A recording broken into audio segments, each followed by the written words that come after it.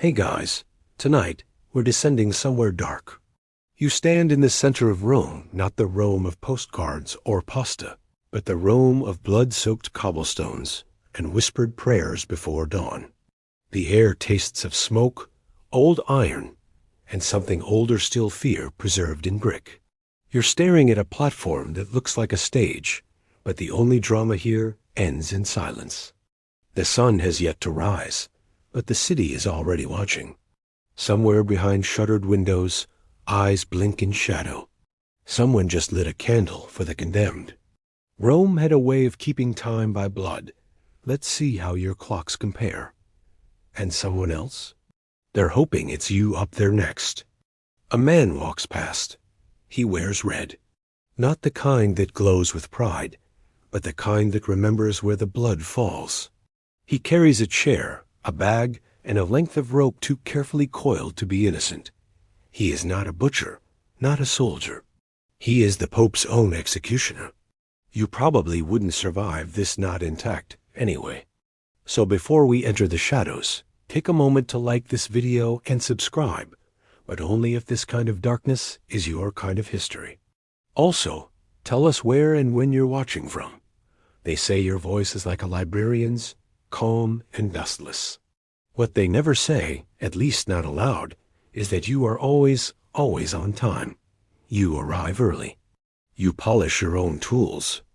You eat light before each strangling, only cherry wine and a piece of dry bread. You've done this before, and you will do it again. Now, ... turn off the lights. In fact, sometimes they share walls. Maybe lock the door. Let's begin tonight's descent. It smells faintly of lavender oil, ironic, really, given its purpose. You are 51 years old. You will live to be 89. Not because you are evil. No, that would make things easier. You are necessary, and necessity is lonelier than sin. In your lifetime, you will strangle 361 men, women, and teenagers by papal order. You will come to be known simply as Master Titta, a name as familiar in Roman mouths as plague or penance. You are not the condemned. You are standing in the place of the man who will take their breath. You kneel, wrists shackled in front of you, as a soft leather hood slides over your head. It's thin, almost polite. Your name is Giovanni Battista Bugatti. But here, in the hush before your first execution, no one speaks your name. They only glance sideways and cross themselves. Even priests hesitate near you. They say your rope is blessed. They say your hands are too clean. The gallows are a permanent fixture in certain Roman squares, just as churches are. The garrote is set in the open. No shame in justice, they say, but always covered until needed. Children whisper about it as if it breathes. The condemned whisper, too. They know that once you see Maestro Titta arrive with his assistants, red coat fluttering like a dying flag, the countdown begins. 10 minutes. No more, no less. One disturbing fact. In 1809, Bugatti executed 6 men in one day, all by strangulation, without a single blade drawn. A thief, officially. But the rumors whisper worse revolutionary, possibly. You don't care. That part isn't your job. You once joked quietly to your assistant, I serve God by killing his enemies. And sometimes his friends. You're not sure whether that was funny or horrifying. Perhaps both. You learned that the hard way, early in your career, and never again. Not out of cruelty, though some cheer, always but out of tension. Romans know death like others know music. They expect rhythm. Eyewitnesses often remarked how kind he seemed, how softly he spoke to the dying, as if that made the rope any looser. They expect performance. You are a kind of conductor. And for a moment, he sees something no one else does. Not cruelty, not power, but fatigue. No jerking, no noise. Just a soft crunch and the slump of muscle surrendering to silence. You wonder if he forgives you, or worse, if he pities you. And the execution, That's the overture. He later wrote that the hardest part was keeping track of which neck I had broken. The Roman Curia praised his efficiency. Today is a quiet day. Just one name written in ink. Your notebook a small leather-bound journal you keep tucked beneath your belt, waits for the next line. No blood stains it. Only dates, methods, outcomes, sometimes a note. Cried before the rope. Died in silence. Others insist you sleep in a monastery between killings, like a vampire returned to coffin. You open your notebook and write one clean line. The crowd begins to disperse. The truth is simpler and sadder. You live across the river in Trastevere. You are forbidden to cross into central Rome except on official business. Like a disease, you are quarantined by routine. The man today is young, 19, maybe 20. You never look at their eyes for too long. That's how you learn to survive the first 100. Quirky belief. Many Roman citizens think you are immortal. Some say you can't sleep under a regular roof, that you live in a crypt. There's a priest standing beside the boy now. He's whispering. The boy keeps nodding, but his knees tremble. Your assistants set the stool. The garrote is checked. The tightening crank is smooth oiled last night. Always oiled. A dry crank makes a sound like screaming wood. The crowd has started murmuring. Some historians still debate whether Bugatti's gentleness was cultivated or natural. You place a hand on the boy's shoulder. It's light, almost tender. He turns to look at you. Your fingers grip the crank. The cord tightens slow. Precision is mercy. You've always believed that. It's over in 7 seconds. You step back. Your assistants handle the body. Another morning. Another name. Your red coat flutters as you disappear back across the river, where you are allowed to be a man again. For now. But the smell of rope never leaves your hands. You wake early. Not because you must, but because your body no longer understands rest. Dawn is hours away, yet you already buttoning the red coat, the same coat you've worn for nearly 3 decades. There are no portraits on your walls. No family voices in the next room. There is only you and the quiet hiss of oil heating in a lamp that's seen too many mornings. It doesn't feel like a uniform. It feels like skin. You walk the length of your modest home, each step echoing across bare tile. There's cherry wine in a bottle by the window. You pour a thimble's worth into a glass and take it slowly, letting the sting kiss your tongue. Just a pair of gloves, a red coat that didn't quite fit yet, and a name that would soon become folklore. And again, until the horror became method, until the scream became schedule. They nod. They know the city needs you more than it wants you. Mastro Titta. It is a deceptively simple machine. A chair, a backboard, a metal collar with a screw that tightens from behind. The screw ends in a blunt iron spike designed to crush the neck vertebrae against the wooden post. No slicing. No blood. But one day historians still debate whether it was through bribery, desperation, or simply a bureaucratic vacancy. You were offered a job by the papal government, assistant to the Maestro di Giustizia. They don't tell you about the sound a man makes when he realizes he wants to see the sky again. They don't warn you how warm the neck becomes under pressure, how you can feel the breath leaving even before the windpipe snaps. That's something you must learn alone. That you once kissed the iron crank before an especially difficult strangling. All lies, but you let them circulate. Executioner's understudy. Not enough to dull the senses, never that. Just enough to remind you that life and ritual are married in this house. They say you were a gentle child, quiet, a painter's apprentice. Your first love was lacquer and wood grain, not ligature. You studied figures, not anatomy. You are the master, the executioner of the Papal States. The only one, you took it. There were no formal ceremonies, no oaths. They don't tell you what it feels like the first time. You are not permitted to dine with most citizens. You cannot marry unless granted special clerical permission. Children cross the street when they see you coming. Some men spit in your path when they think you won't notice. You did, and then you did it again. Now, you are no longer an assistant. There is power in that title, but it is cold and bureaucratic, like being chief of a cemetery.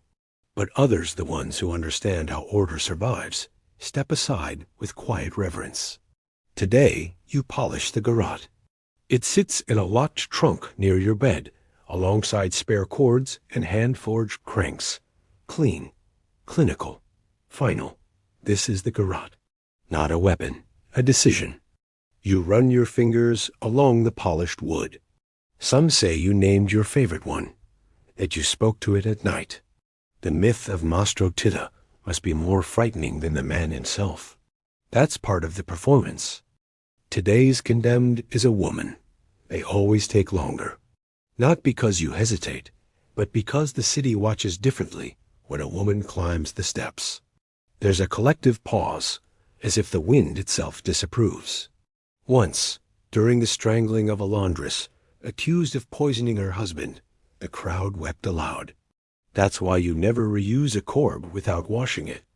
Once, you overheard a vendor say, "Bugatti keeps the souls of sinners in his laundry."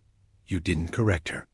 Not for her innocence, but for the sound she made as she prayed. Something about the Pope's tax on imported linen being harsher than a death sentence. You nod politely. You do not laugh.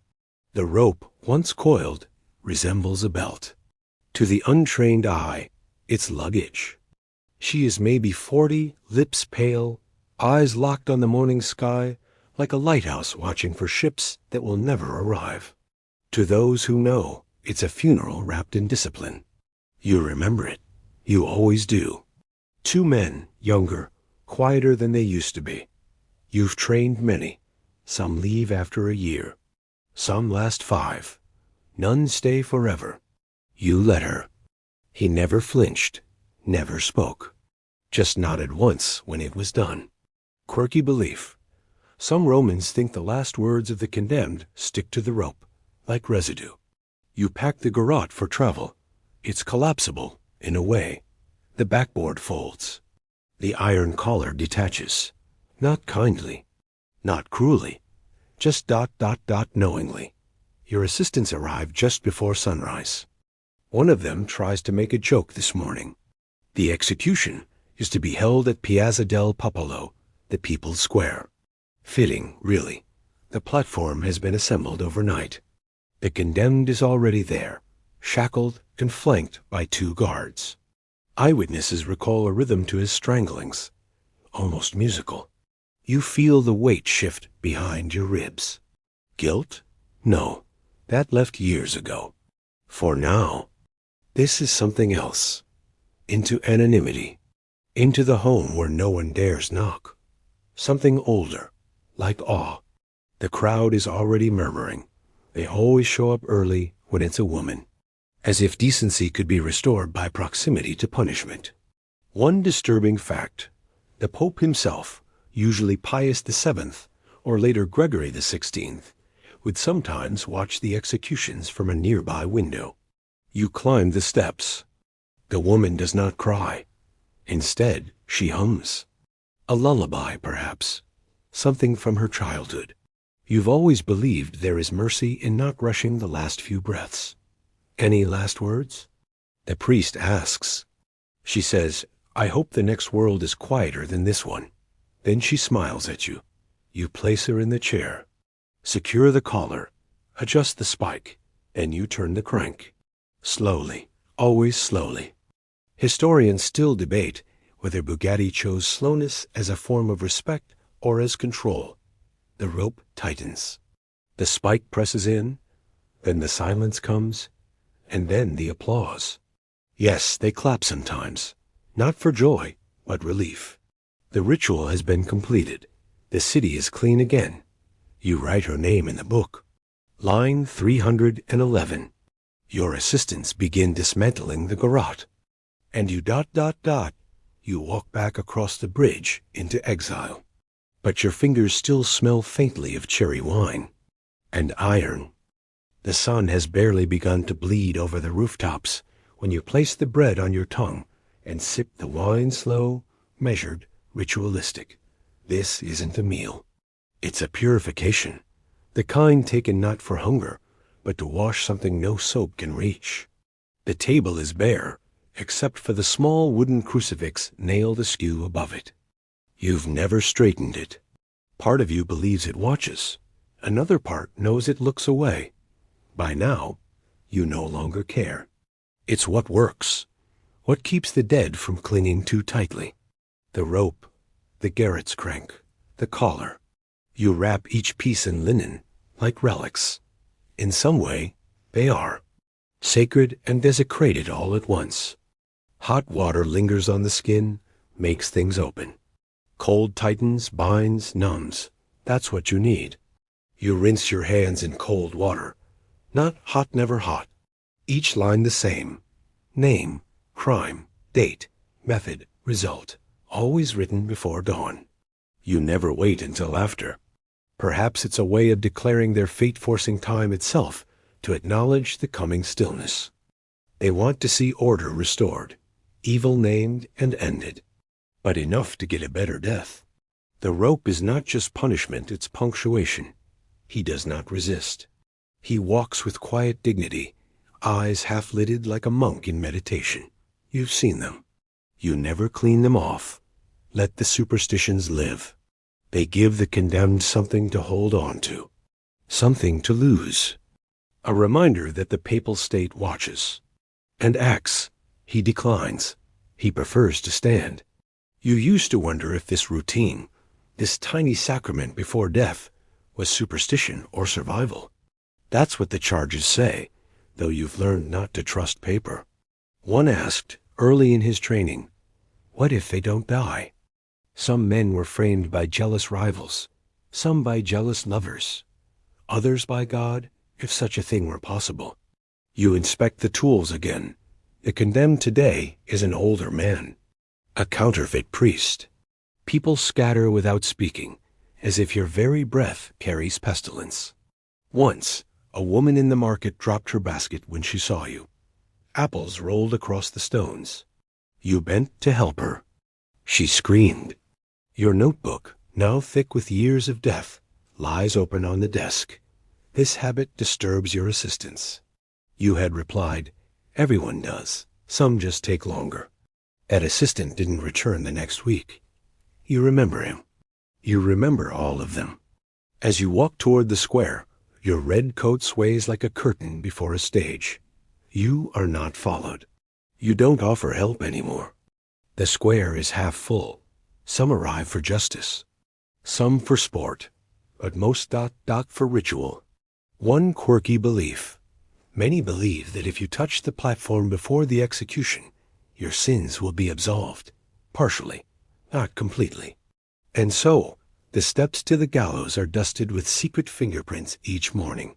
The man today is calm. That's unusual.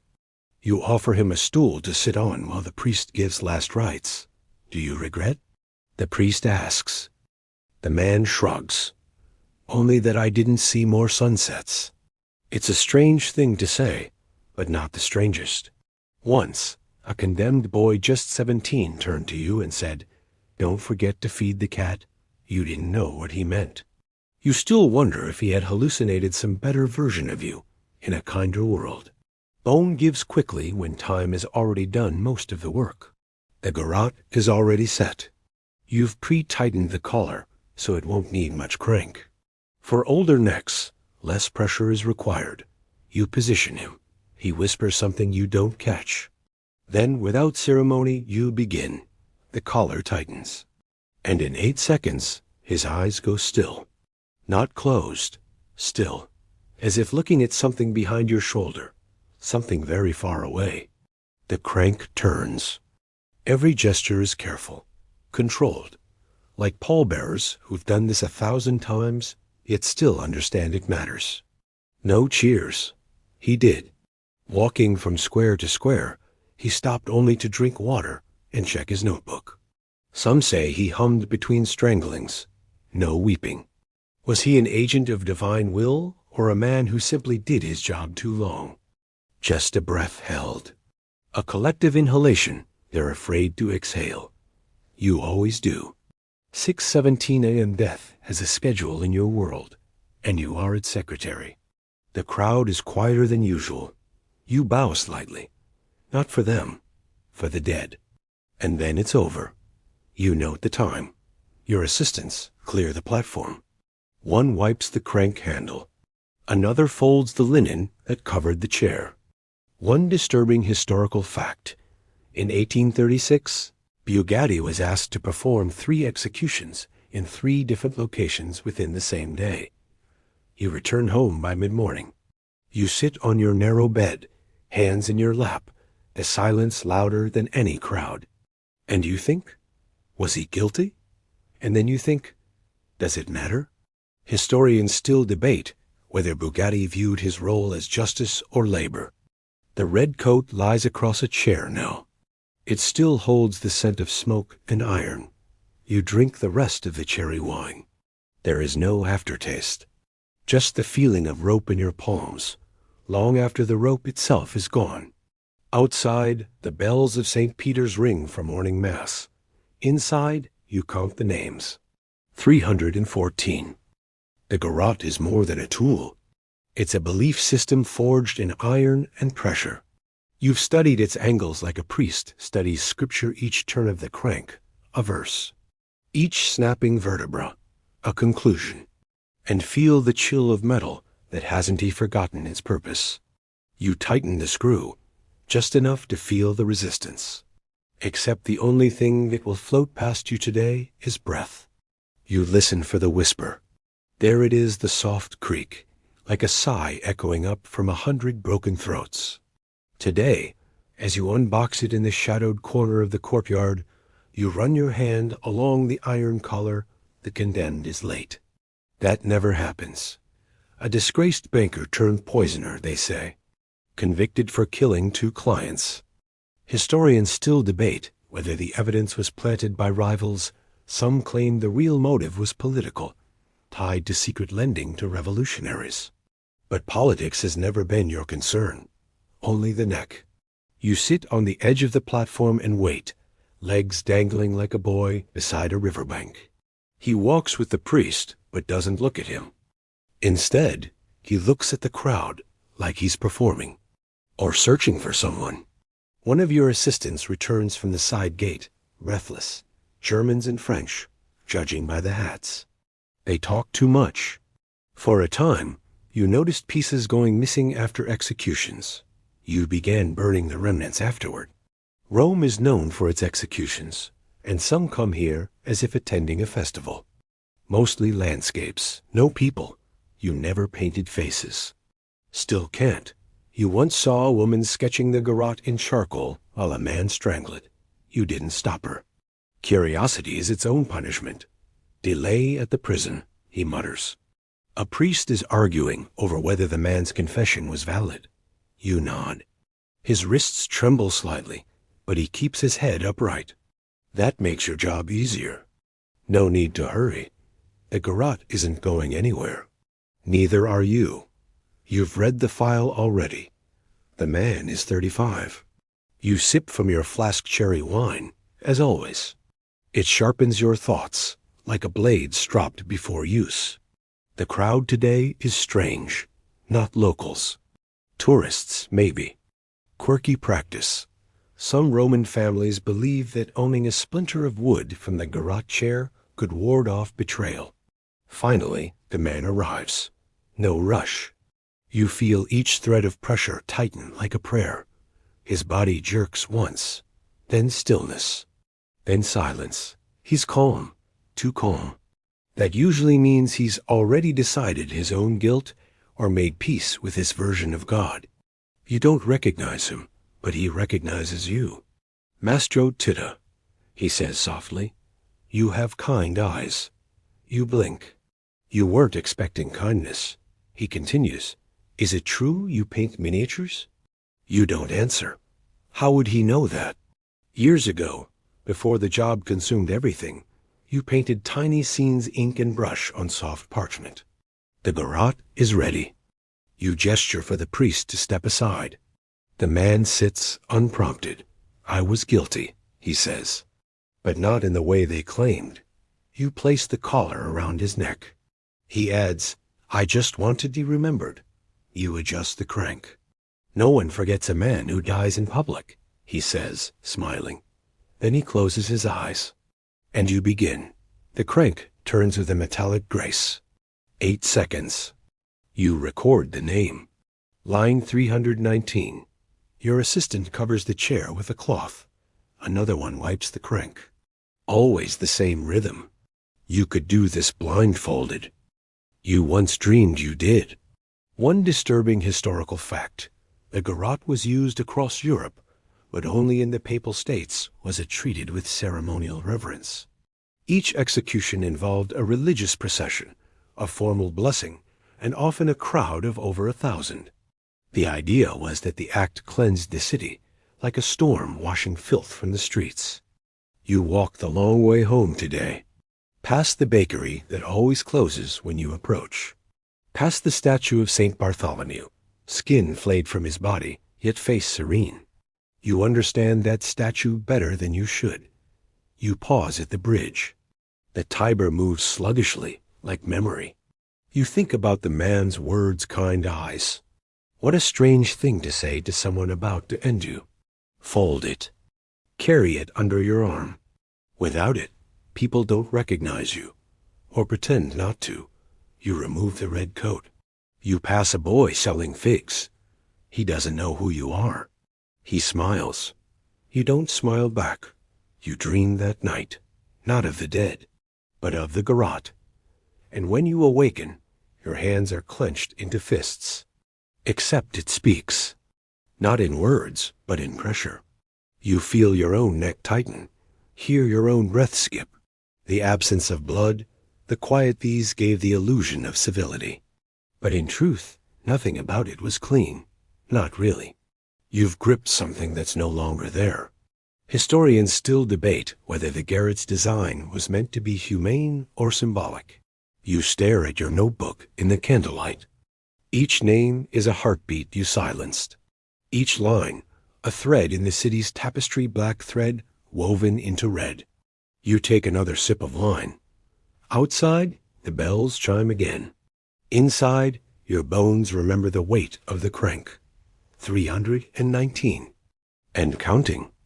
The city is different when you see it from the platform. It stretches out before you not as a maze of alleys or domes, but as a living thing breathing through shutters, weeping from windows, blinking with candlelight. Every execution is a heartbeat, and you are the muscle that contracts.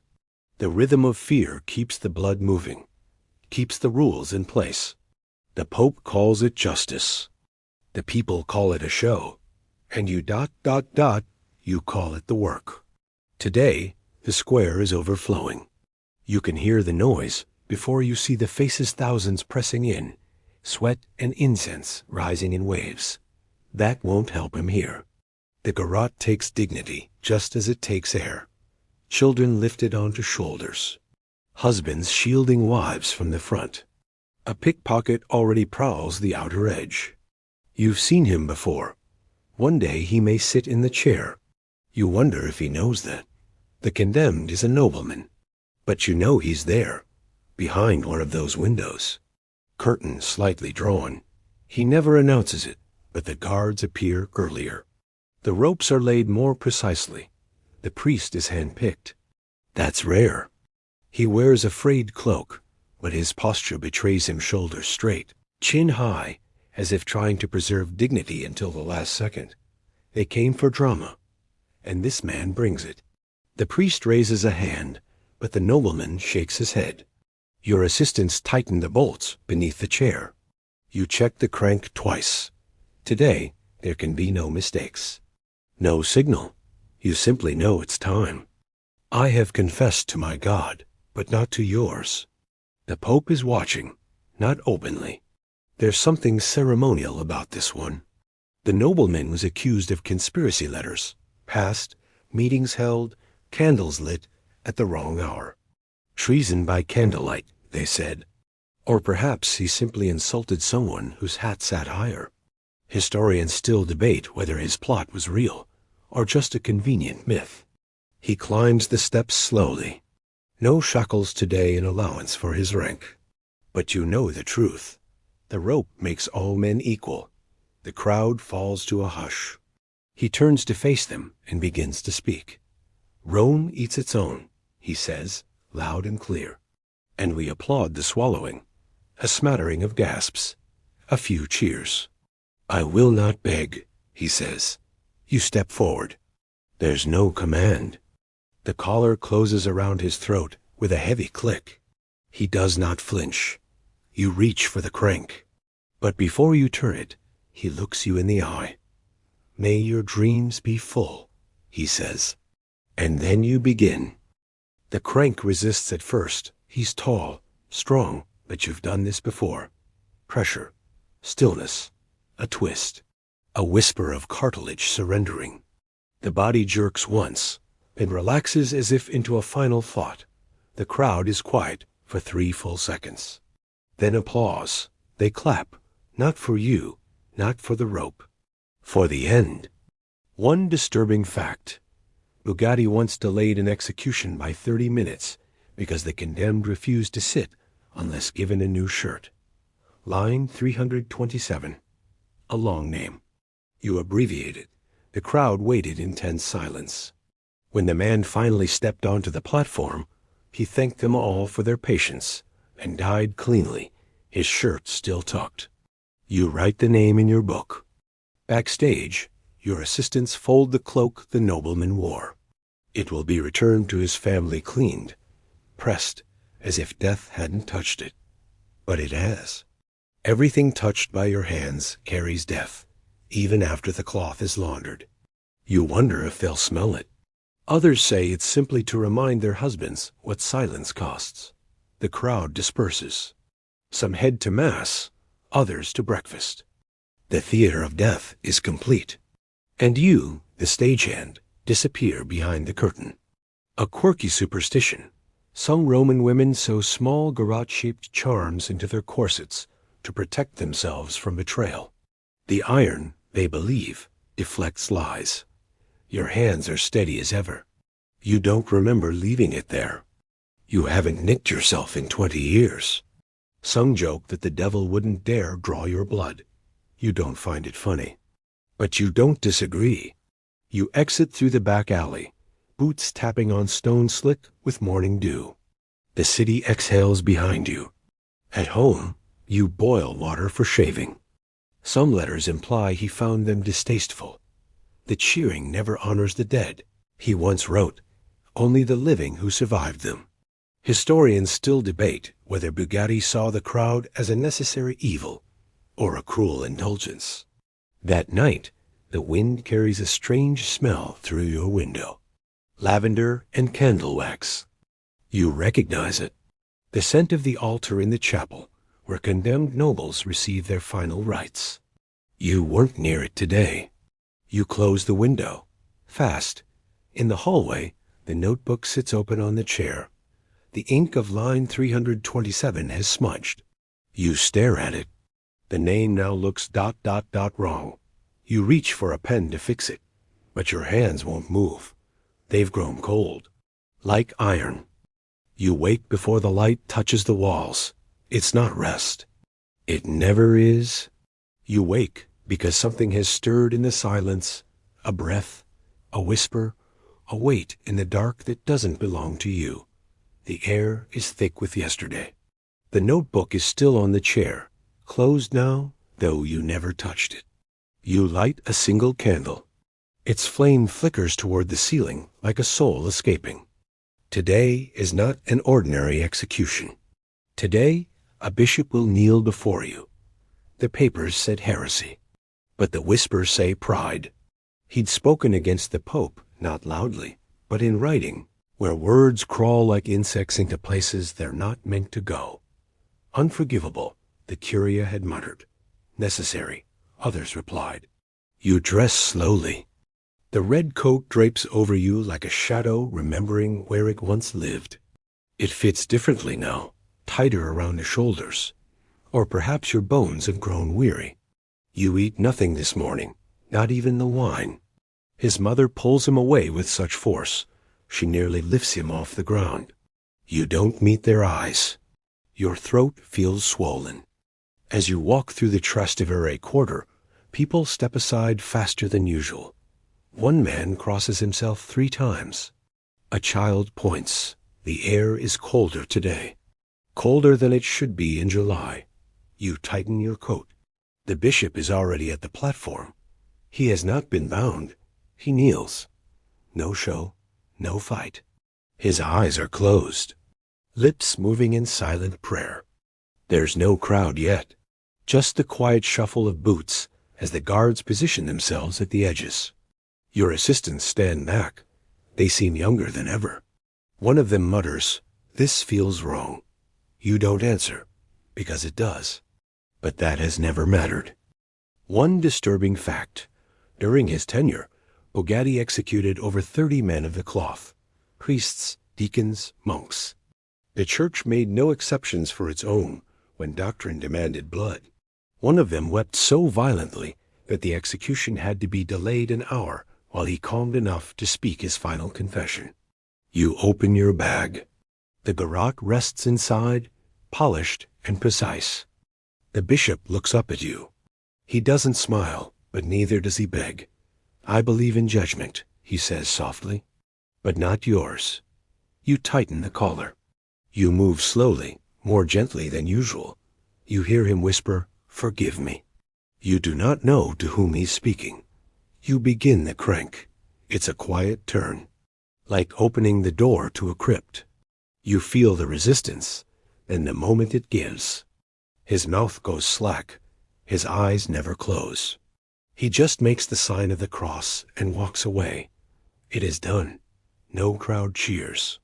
There is only the creak of the platform as you step back. The wind has stopped. The priest who came to oversee the ritual doesn't speak. You look at your notebook. Your hand trembles slightly as you write line 328. You pause, then add something you've never written before. A man of faith. You close the book. For the first time in years, the shutters are open. The baker meets your eyes. He doesn't flinch. On your way home, you pass the baker's window. You both nod. Nothing more. Quirky practice. It said that if you sprinkle salt on the soles of your shoes before stepping onto the execution platform, the spirits of the dead can't follow you home. You've never done it. But today, you stop at the kitchen shelf and reach for the jar. You spill a little across the floor. He lifts the red coat from your shoulders and walks away with it, disappearing into light, just in case. But a letter, believed to be written in his hand, was found decades later. It read, "I serve a God who keeps no record of names, but I do." Historians still debate whether Bugatti ever questioned his faith. His journal entries grow sparser. After 1830, no commentary, only names and dates. You sleep that afternoon, and you dream. The bishop is there. He does not speak. He stands beside you on the gallows, untouched, whole. You wake and sweat. The room feels too small, too loud. The notebook lies open again, though you remember sealing it shut with its leather tie. Line 328 is there, but your handwriting is different, smaller, neater, not yours. You stare at it for a long time. Then you close the book and draw the curtain. Outside, the bell of San Crisogono tolls once, then stops, as if it too has nothing more to say. You sit by the window, notebook in your lap, and count backward from 361. It's an exercise you do more often now, not to remember the names, they're all written, but to feel the weight. One life, then another. Each subtraction a finger pressed to your chest. Today, the page remains blank. No execution, no ritual. But you still wear the red coat. It's strange how a symbol of death can become armor for the living. how it keeps the world at a careful distance. The people here know you, or rather they know of you. You walk among them, but not with them. You are watched, always watched. You tell yourself it's just habit, but you know better. You don't feel safe without it. You leave the house and cross the narrow streets of Trastevere. No one speaks to you until you reach the square. There, waiting beneath the old marble archway, is a man in black. He holds a folded paper and a single glove. You recognize the seal. Papal ink, red wax, a summons. The man does not speak. He hands you the paper and walks away. You unfold it. It contains only one line, greater than attend the curia, ring the book. You do not ask why. The curia is not a place you visit often. Their corridors are too clean, too bright, as if they've bleached history from the walls. You prefer the gallows. At least the wood there remembers.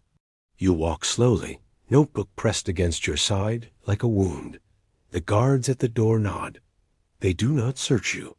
They never do. Inside, the silence is heavy dense with secrets. A bishop meets you in the hall. He does not introduce himself. He simply says, "You've kept careful records." You nod. He leads you into a chamber that smells of myrrh and cold marble. There are 3 men seated at a long table. They do not look at you. They look at the book. You place it on the table, open to line 300. The bishop flips through it slowly. Occasionally, he pauses. Then, finally, "We'd like to commission a copy." You blink. You are expecting questions. Accusations, maybe. "Not this. For history," one of them adds. "To preserve justice." You almost laugh, but your throat is dry. The boy who couldn't stop crying. How the crank slipped. How it took 2 tries. Instead, you say, "Will you include the mistakes?" He looks up. Though many have been lost, fragments remain in Vatican archives. None of them mention remorse. There were no mistakes. You want to tell him about line 172, but you say nothing. You nod, take the book, and leave. One disturbing historical fact. Bugatti kept his execution records in flawless cursive Latin, organized by year, method, and name. You stop by the chapel before heading home. It's empty. You sit in the back pew, red coat still on. You do not pray. You simply listen to the creak of wood, the echo of footsteps, the soft, invisible hum of a building that has seen too much. A small candle flickers near the altar. You did not light it. And yet, it burns for you, that each death is simply a mirror turning inward. A quirky belief. In some Roman neighborhoods, people believe that executioners are cursed to be reborn again and again as the condemned. That with each life, they strangle themselves. You try not to think about that. You return home and lay the notebook on the table. You stare at it, and then you begin to copy. Each line, each name. But not just names. You begin to add what you never dared before. The way they looked at you. The smell of the air that morning. Whether they wept. Whether you did. The words they spoke. It feels like something breaking loose inside your chest. Like a chain unhooking. You write until your hand cramps. Then you stop just before midnight. You blow out the candle. And for the first time in years, you hear ... nothing. No breath behind you. If it did, it was never found. No name whispered in the walls. Only sleep. Historians still debate whether Bugatti's second book ever existed, the so-called Black Ledger, that listed not just the condemned, but their final words and his private thoughts. You place your copy beneath the floorboard. You sleep in the chair. And you dream of a city with no ropes, no crowds, no gallows, only silence. But in that silence, a voice. You missed one. The voices don't speak every night. But lately, they've grown bolder soft murmurs at first, as if breathed through keyholes. Then clearer, names you know, names you've written. Last night, They called out, Cesar, line 244. A man who begged for a priest until the very end, though no priest came. You had turned the crank slowly that day, hoping to buy time. But there had been none. Now Cesar's name comes uninvited, curling in your ears like incense in a locked room. This morning, you don't dress in red. You leave it on the hook by the door. Instead, you wrap yourself in an old gray cloak, worn at the cuffs, a disguise of sorts. You don't want to be recognized today. You're not going to the square. You're going to the cemetery. You've only been here once before, years ago, to help identify the body of a man mistakenly executed under another's name. The irony was never spoken aloud, not the public one. The other one. The wind moves through the headstones like a reader turning pages. The one for those who died without absolution, or whose burials were considered ... inconvenient. It lies just outside the city, past a crumbling gate and a path swallowed by ivy. That's where the rumors started about Bugatti's guilt, his regrets, his long walks to visit the dead. You arrive just before noon. It's quiet, but not still. Just a tooth missing and a name he swore wasn't his. You kneel before a row of simple markers, no names, just numbers. There's one marked with an X. You placed it yourself. You remember. The man buried there had no papers, no family. You strangled him anyway. Later, it was revealed her employer had simply died of natural causes. The Pope issued no apology. Justice must not look backward, he said. You stand now, brushing dirt from your hands. And you see her, a girl no older than 14 standing near the trees. It was said that the coins trapped wandering souls and prevented them from following guests inside. After sunset, the coins were discarded into fountains offered back to the city. You blink, not the original, but the one you've been copying. You stop at line 172. She's gone. You never wrote a girl that young in your book. Or did you? One disturbing historical fact. In 1825, a young female servant was publicly strangled after being accused of poisoning her employer's tea. You walk slowly back toward the city. At the gate, a charm hangs from the iron hinge twine tied in a circle, painted red, a local superstition, meant to keep the dead from returning. You smile, barely. Quirky belief. Some Roman families would hide coins beneath their thresholds on execution days. As you pass the fountain in Piazza Farnese, you notice coins at the bottom, unusually bright. You wonder how many came from homes that watched your red coat walk by. That evening, you review the book again. The boy who cried. You write more this time. He asked for his mother. I told him she would be waiting. You pause, then add, greater than she wasn't. You push the book away. The garrote sits in its chest, silent and coiled. But you can feel it watching. You leave the house for air. The streets are darker than usual. No moon. He nods, says nothing. He knows who you are. Only the echo of your steps. You pass a man selling roasted chestnuts. You ask for a handful. He wraps them in paper. No charge. You've earned it, he mutters. You walk until the red glow of his fire fades behind you. Then the voice again. This time, a whisper so close you feel it on your neck. Why did you turn away? You spin, but there's no one. Just a closed window and the scent of lavender. You walk faster. Home feels smaller when you return. The walls too close. The shadows too tall. You light a candle, but its flame stutters. You stare at the red coat. Then you put it on, not for the work, but because you need it now. Historians still debate whether Mastro Titta believed he was haunted. His final years are marked by increasing solitude and long absences from home. Neighbors claimed he would vanish for days, returning pale and wordless. You sit by the window and eat the chestnuts.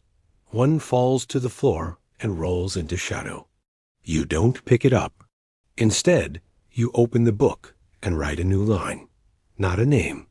Just one sentence. Greater than I see them now. And outside, the bells begin to ring. But no one else seems to hear them. You keep the candle burning now, even during the day. Not for light, but for company.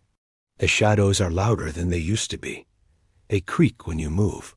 They breathe when you're still. You've started to listen to them, wondering if they carry voices inside them, thin as thread, but sharp as twine. You haven't touched it in days. Yet sometimes, when you rise in the middle of the night to drink water, you find it closer to the door, or think you do. The rope sits in its coiled nest beneath your bed. Today is your first execution in nearly a week. You told them you were unwell. They didn't question it. Even the Pope allows death to rest. But this one they insisted on, political again. A writer this time pamphlets, sermons, slogans scratched in coal beneath bridges. Rome doesn't like words that climb walls. You dress with no ceremony. Red coat, black gloves. You notice it now. He flinches at your silence, glances at your eyes as though afraid to meet something there. You do not eat. You do not speak. Your assistant knocks once before entering. He looks worried. He hands you the scroll with the man's name. You nod. The square is already buzzing. Even shackled, he moves like he's still holding a pen. Not because of who the condemned is, but because you've returned. Whispers trail behind your boots like smoke. He looks thinner. He's lost weight. Is that blood on his sleeve? You feel their stares like flies on the back of your neck. The executioner returned from wherever it is death dwellers go to recover. They've missed you, not with affection, but with need. You are the necessary horror that keeps the calendar moving. The writer is young, with ink-stained hands. As the guards lead him up the steps, he glances at the garrote, then at you. And he smiles. Not out of defiance, out of understanding. I've written about you, he says. You pause. The neck snaps like a twig pressed between two fingers, because you show Rome what it really is. In one of the pamphlets, he adds, they burned it. But I remember. You say nothing. I called you a mirror, he continues. You adjust the collar. He says, I don't blame you. You didn't write the sentence. You're just the punctuation.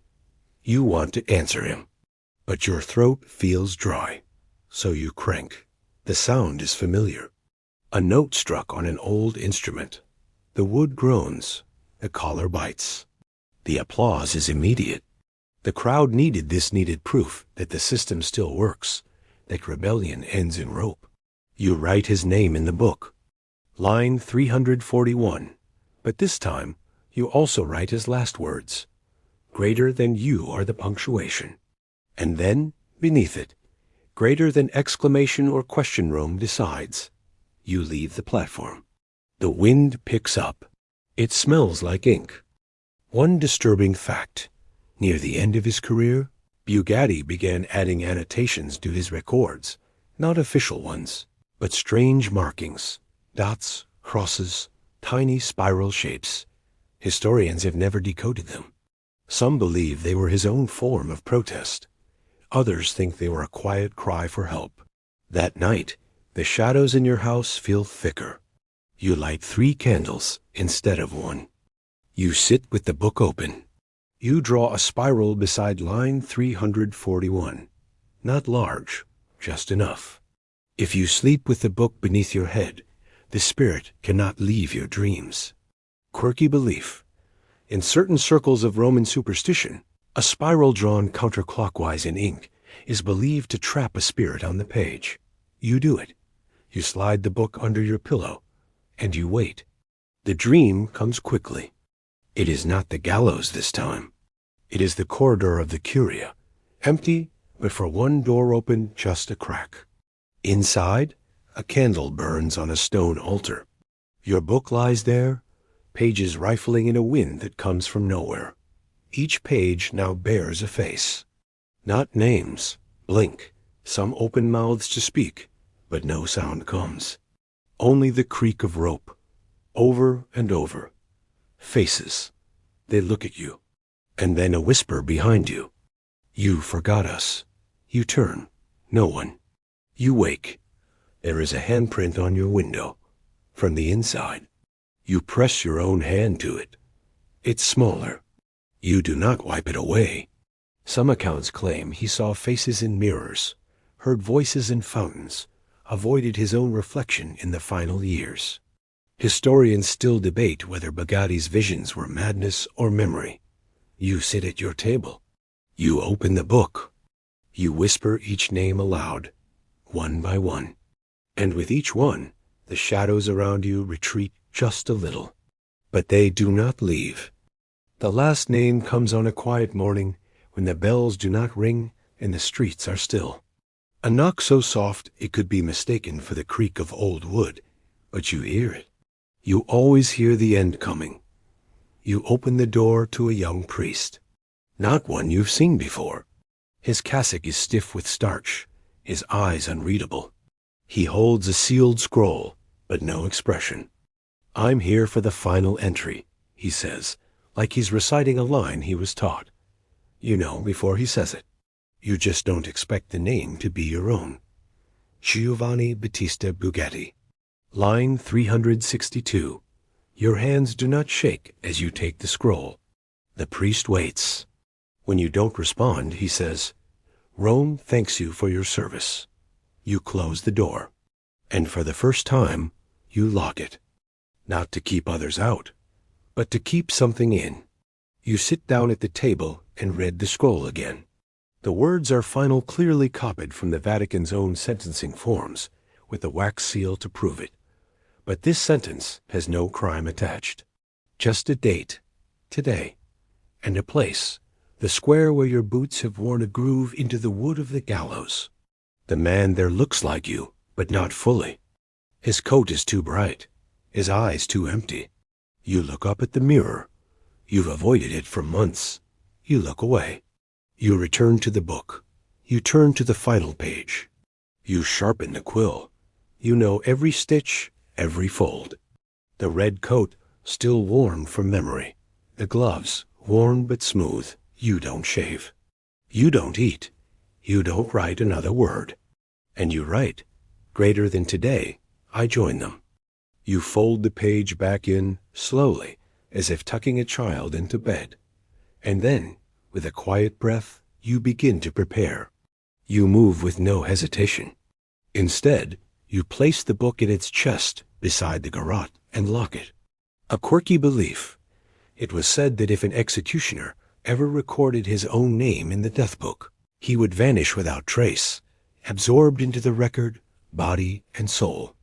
That he would no longer be buried, but catalogued. You leave the house just before noon.